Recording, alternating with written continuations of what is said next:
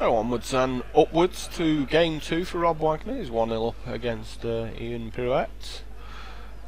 What are we looking at sideboard wise here? I would say Rob is going to take out cards like Dark Confident. He might take out a couple of his 4-drops as well. And we're probably going to see sweepers in the form of things like Fire Spout. Going to see him bring in Batter Skulls, Obstinate Bear. It's certainly a tough match going second. Yeah, it's not a... This was never a match-up, even when this sort of deck was legal in Standard. It was always one when you were like, if you're going second against this deck, you always felt their draw could be just that little bit too fast. Wasn't this back when you could only play Shock instead of Lightning Bolt as well? I can't remember. No, I honestly don't know. It probably was. People were playing Seal of Fire back then, I believe. It was around Dissension time. It's when Scab Clan Mauler used to be a standard playable card, you know.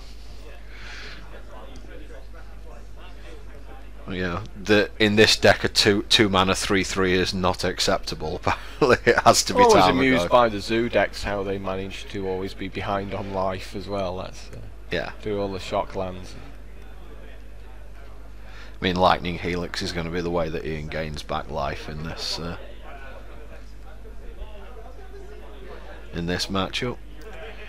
And there we go. He's already got 4 colours on the tables. He's got a semi-powered up Tribal Flames now. But no 2-drop. Rob's got to be happy with that, not seeing any 2-drop, or even worse, 2 1-drops out of him. Full of burn, more than like your 4 giant growths. It's either full of burn, full of land, or full of giant growths. It's one of them. Or maybe there's some cheeky hate card he's brought in on the side. Well, that's Loam Lion from... Not the world's greatest 3-drop, third turn drop, should I say? No, and Fire Spout from Rob. Does Ian have any response? No, so no giant growth or no anything to try to protect his creatures there. So I think I'm with you at this moment. Ian's hand is more than likely just complete burn, or it's makes you land. wonder why people keep such hands. I mean, having a heavy burn hand isn't necessarily a bad thing, because you've got to think that Rob might keep a removal heavy hand that doesn't work very well against burn.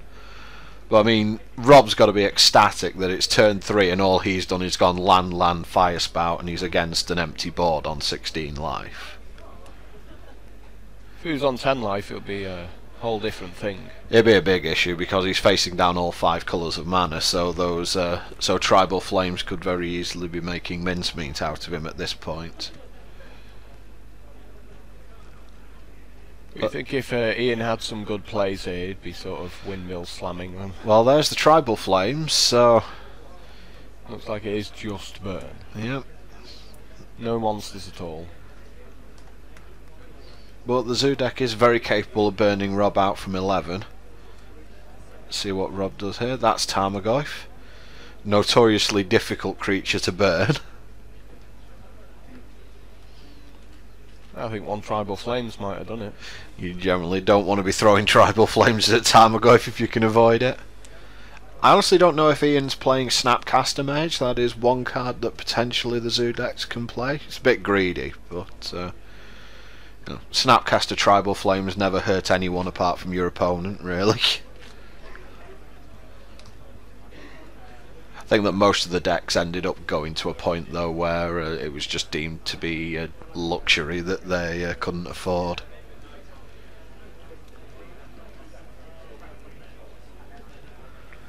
So Ian just thinking a bit about how he's going to deal with that Tarmogoyf. I would suggest Path to Exile is probably your best bet if you're in the Zoo deck there. But yeah, I mean, making your first 5 land drops, especially having sacrificed all those lands as well. I would say that Ian has probably got half of his land in his deck either in his bin or in play at the moment. Well, they're both up to 5 land now. I think John's a lot happier with that than Ian will be. And also the fact is that John can use that excess of land because of its man lands, whereas Zoo just has absolutely nothing to do if it floods out.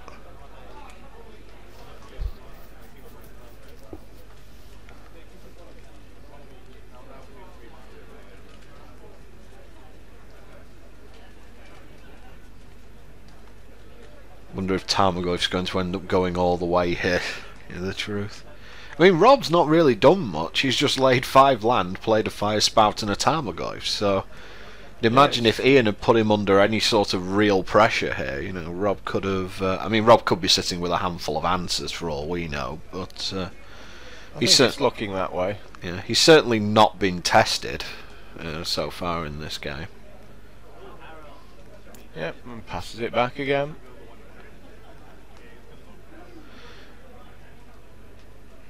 Just looking at Rob's hand. That's Inquisition, is it? Yeah, Inquisition of Kozilek. So he's going to Ian dump out all his burn here. Yeah, looks like it. That's Boros Charm, so that could have saved his monsters if he'd have had it. So Ian had a lot more outs than we actually thought to that Fire Spout, you know, with Giant Growth and Boros Charm in his deck. But he just throws 7 points of burn at Wags, and Ian just goes, check out these 2 lands that are in my hand. In with the Goyf from Rob.